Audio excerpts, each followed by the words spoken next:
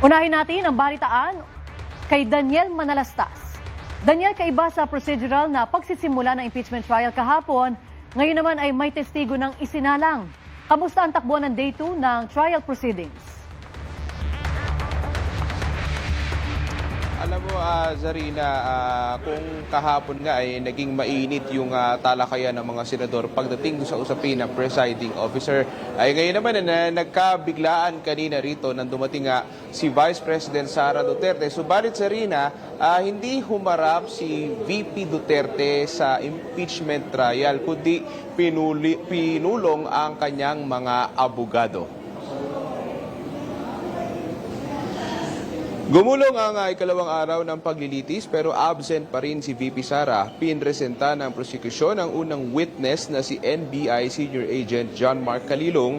Unang tinalakay ang grave threats na nasa ilalim ng Article 4. Naging mainit ang tagpo, Zarina, kung saan pinagtalunan ng prosekusyon at ng depensa kung ipe-play ng buo ang video ang pagbabanta umano ng Vice Presidente laban kina Pangulong Marcos Jr., First Lady Liza Marcos at dating House Speaker Martin Romualdez.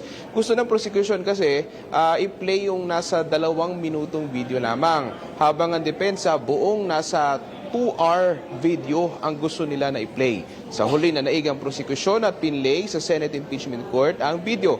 Pero bago yan, Zarina, tinangkaring harangin ng depensa ang witness na si Calilong. Katwiran nila, hindi ito competent. This is an NBI agent that has been practicing digital forensics for 2 years. He's incompetent. He's not from Meta. One of the pieces of evidence that we gathered during our investigation is the video of the November 23, 2024 online press conference. Sumunod na tinanong sa testigo ang isa pang umanong pahayag ng pagbabanta ni VP Sara. Ito naman ay nangyari noong October 18, 2024 sa isang press conference ng Vice. Sabi ni Calilong may pagkakapareho ang ginawang pagbabanta ng Vice. Quote and quote, gusto ko tanggalin yung ulo niya ba? I just imagine myself cutting his head.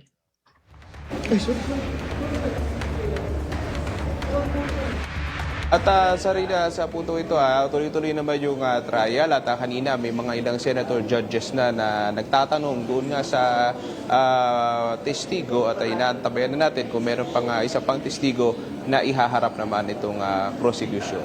Zarina? Maraming salamat, Daniel Manalastas.